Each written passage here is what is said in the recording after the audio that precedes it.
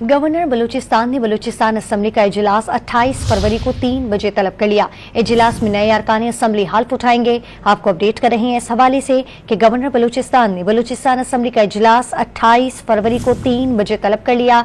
इजलास में नए अरकान असम्बली हल्फ उठाएंगे। आपको अपडेट कर रहे हैं कि बलूचिस्तान असम्बली का इजलास 28 फरवरी को 3 बजे तलब कर लिया गया है। बलूचिस्तान असम्बली के इजलास में नए अरकान हल्फ उठाएंगे। स्पीकर बलूचिस्तान असम्बली जान जमाली इजलास की सदारत करेंगे। गवर्नर बलूचिस्तान ने बलूचिस्तान असम्बली का इजलास 28 फरवरी को 3 बजे तलब कर लिया।